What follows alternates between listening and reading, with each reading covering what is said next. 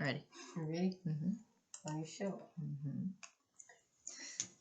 Hello, hello. I'm Casey. And I'm Fallon. And this is Render the Darkness. Where'd you go? I didn't know what you was doing. You was like, and this is... And I was like, are we saying it? Or are we just going... I figured we'd just say it like we always did, but I would emphasize the...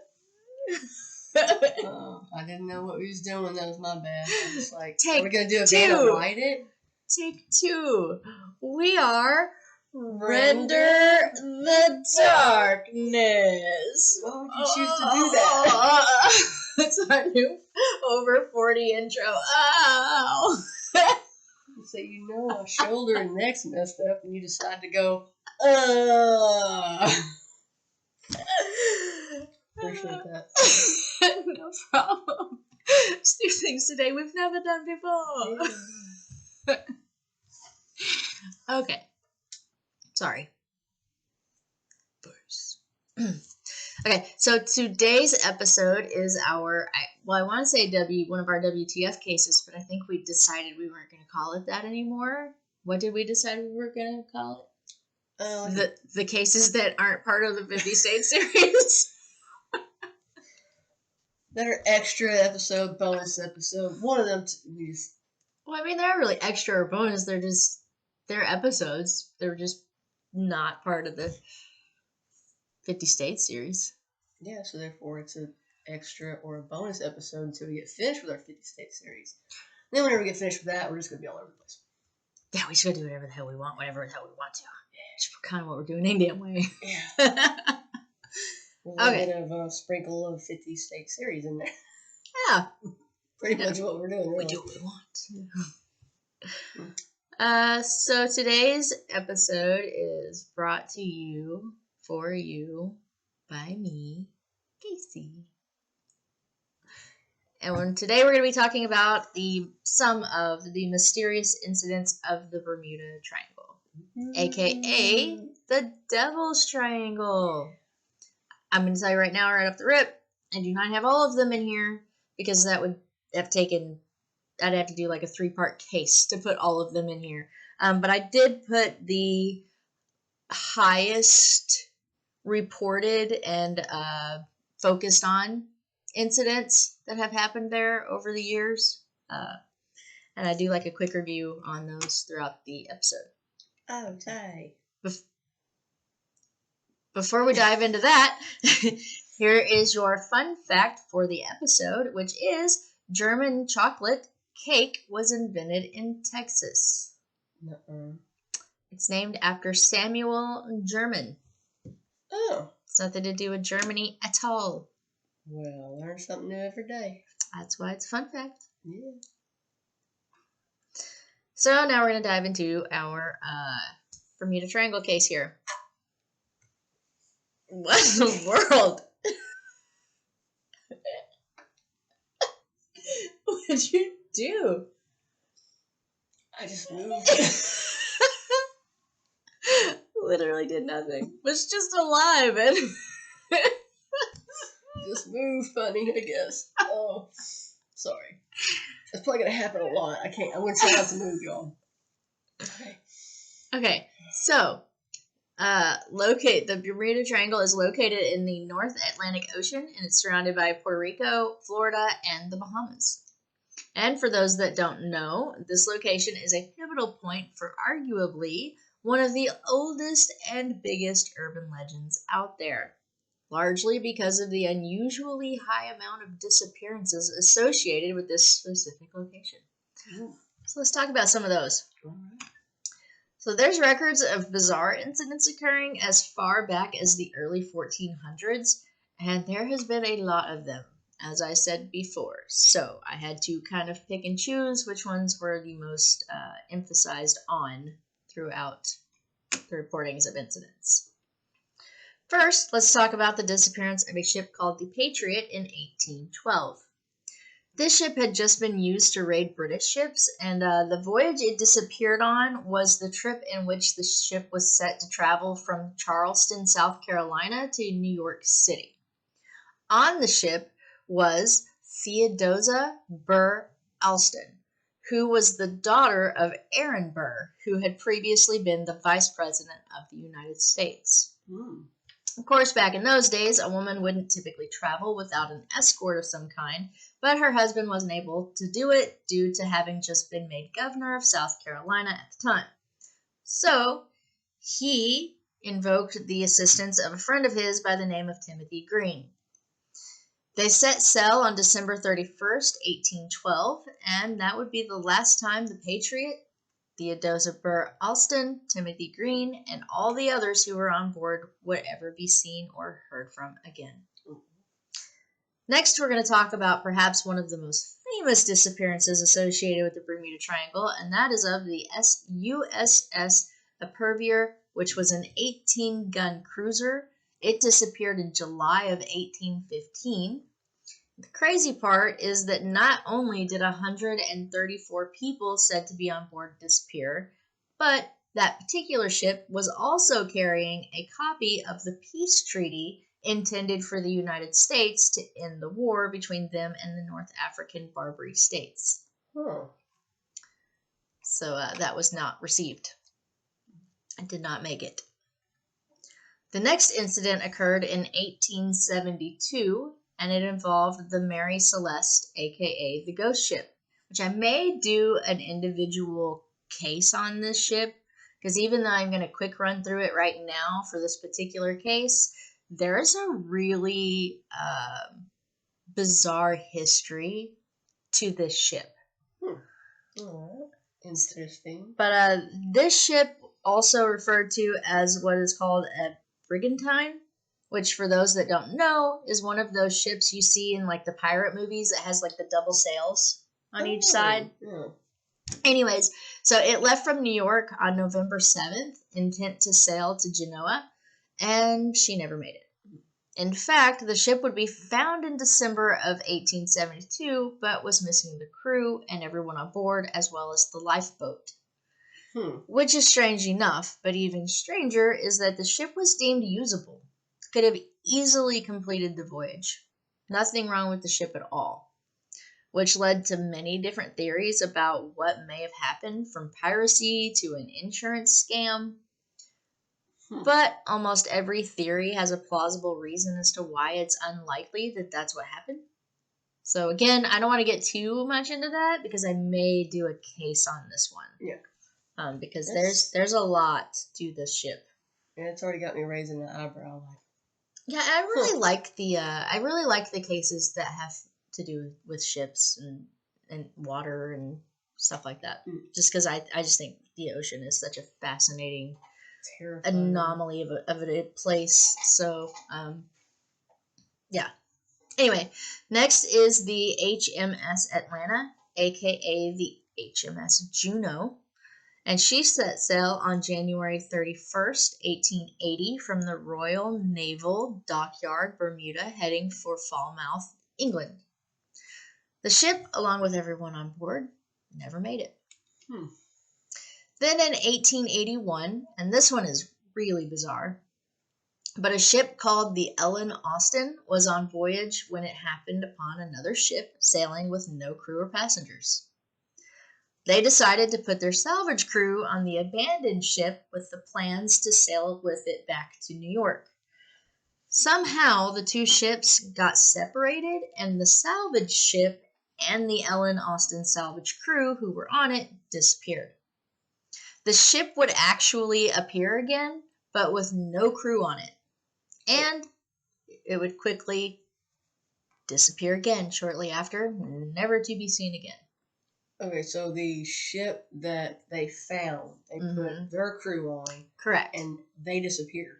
Correct. So back in those days, whenever they traveled anywhere, most times they had the salvage crew, so that if they did find treasures or anything bulky like that that they wanted to bring back to port with them, they had a crew that they could put on that specific thing. Yeah. Which is what they did here. They put their crew on it so that that crew could man that boat back alongside their original boat.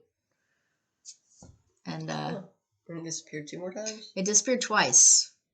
It disappeared the first time and then reappeared minus the crew and then disappeared again. and then it was never seen again after that. Huh. Yeah, strange, right? Very, very strange. So the next one is in 1909, where there was a disappearance of the SV Spray. This was a fishing boat manned by a fella named Joshua Slocum. And this boat was said to be able to withstand almost any wind conditions. Like, he really personalized this ship. And it was also used to complete the first single-handed circumnavigation of the world in 3 years. So that's quite a feat for a fishing boat. So on November 4th, 1909, Joshua was setting sail for a small voyage from Vineyard Haven to Venezuela, and he was set to pass through the Bermuda Triangle. Joshua Slocum nor the SV Spray ever made it to Venezuela. Aww. Which is really sad, because, like, think about how accomplished you are as a sailor to make that circumnavigation trip, just to make a short trip like this, and then that's very sad. In 1918, the USS Cyclops would go down in history as the single largest loss of life in the U.S. Navy history. This ship set sail around March 4th, 1918, sailing from the Barbados to Baltimore. It had a crew of 309, and the USS Cyclops was never seen or heard from again. Dang. In January of 1921, a cargo ship by the name of Carol A. Deering departed from Rio de Janeiro in Brazil, intent to sail to Maine. The ship itself was found at a place called Diamond Shoals off Cape Hatteras in North Carolina with little to no damage, but the entire crew was gone and never heard or seen from again. Next, in 1941, the two sister ships of Carol A. Deering, the USS Proteus and the USS Nereus, were traveling the same route as Carol A. Deering, only they started out in St. Thomas in the Virgin Islands, and they were headed for Norfolk. Both of them disappeared. Now, to be clear, they did not leave at the same time.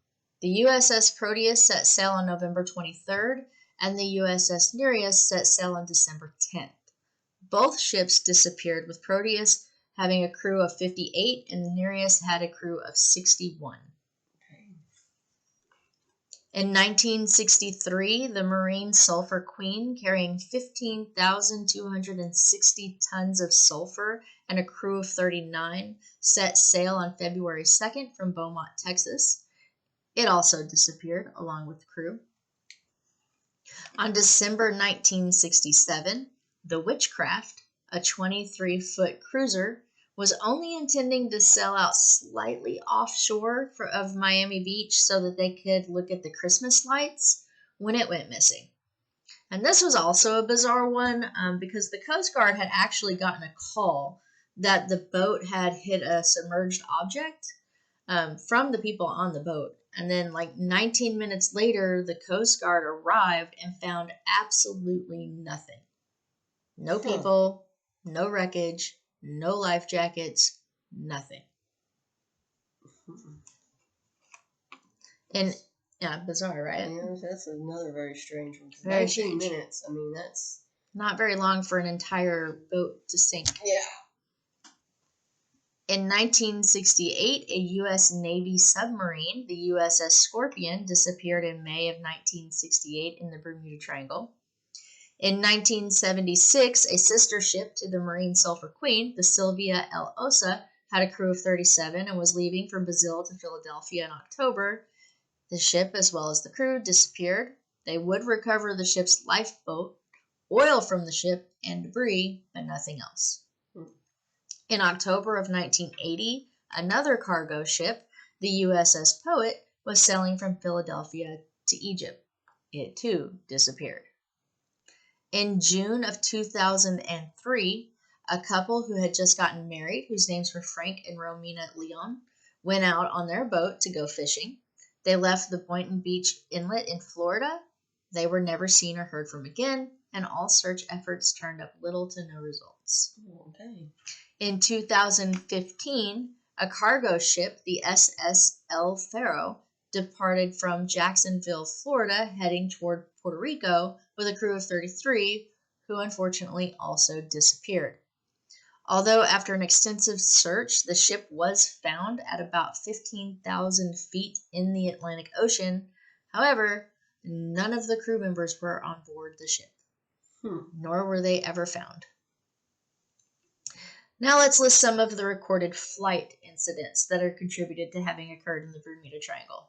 That was the ships. Now we're going to do flights. We have the Navion A-16. It had 2 passengers, Robert Corner and Reno Reagan. Bob was the pilot. On May 25th, 1973, they took off from Miami, headed to Freeport, Bahamas. It was only a 110-mile flight. Bob contacted control for a weather report, at which time they advised him there was a storm approaching and suggested that he detour. Bob did exactly that. Bob's plane disappeared after that, and he had over 5,000 hours of flight experience. In October of 1991, the Grumman Cougar jet, piloted by Paul Lacaris and John Verda, sent a request to increase altitude while ascending. Shortly after, they disappeared and were never found. Dang. On June 20th, 2005, a Piper PA plane with 3 people on board disappeared over the Bermuda Triangle, somewhere between Treasure Cay Islands of Bahamas and Fort Pierce of Florida.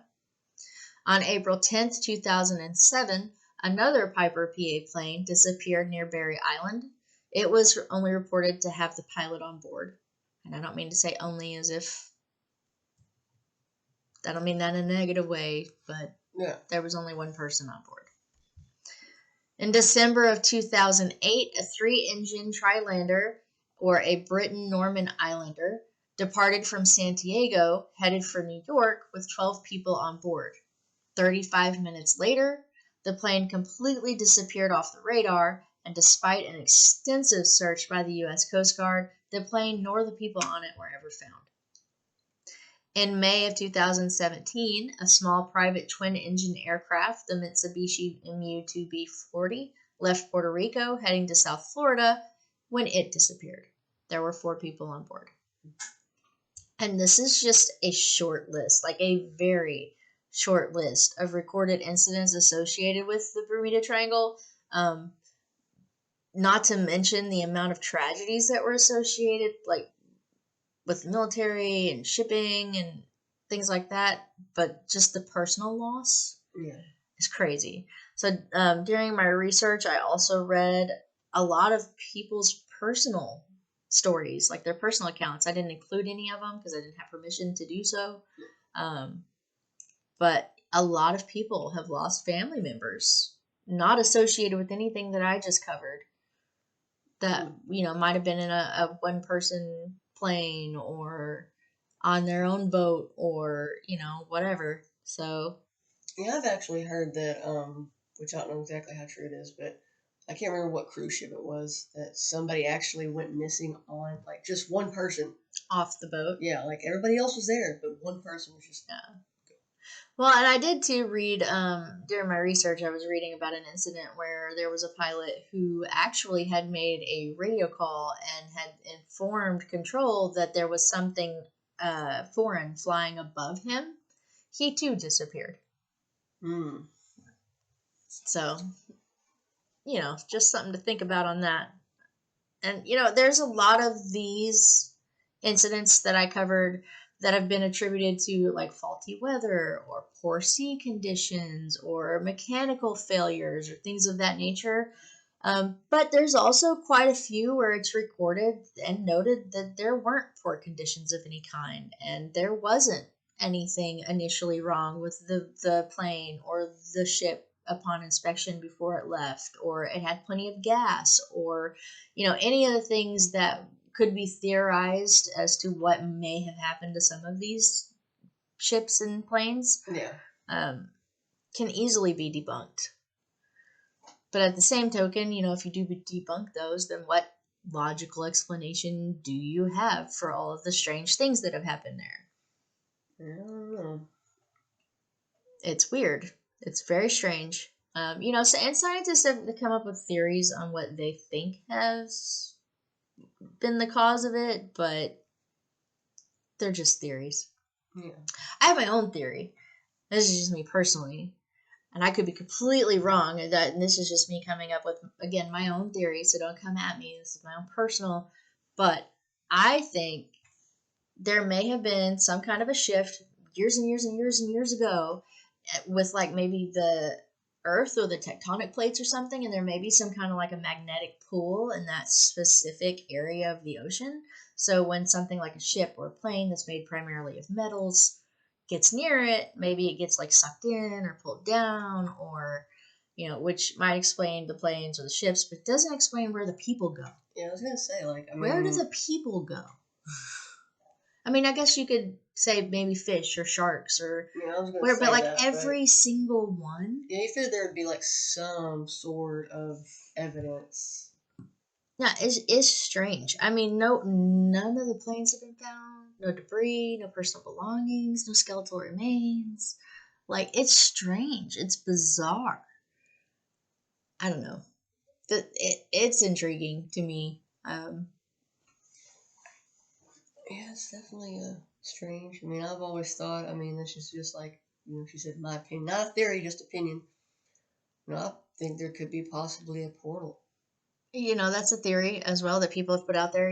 Obviously there's a supernatural connection Yeah. to it as well. And Going, people believe that there may be a portal that exists right there that people just disappear into. going to another dimension to.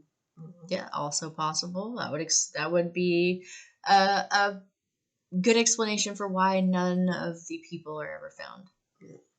But then again, you have the cases where the people are not found, but the ship or the plane are found. Yeah. It's very strange. It's very, very strange. But that is my case on the Bermuda Triangle. If you have your own personal story that maybe you would like us to tell or you would just like to share with us, we don't have to tell it, but we'd still love to hear it if you have one. Yeah. Um, feel free to reach out and let us know. We'd love to talk to you. And we appreciate your support. We couldn't keep doing what we're doing without it, so we appreciate it very much. And we hope to see you on the next episode. Yeah. Thank you. Thank you. Thank you. Thank you. I'm definitely interested in your ghost ship one whenever you decide to do that, because that's gonna be pretty cool. Yeah, I definitely think I'm gonna do a case on that because, like I said, I don't know why. Maybe I had something to do with oceans or something in a past life, but I'm really drawn to that kind of stuff for some reason. So probably will. Maybe not anytime soon. Maybe let this one not be so fresh on the mind. But anyway, All right. thanks, guys. That's us. See you later. Bye. I can't use my other hand. Bye. Bye. What?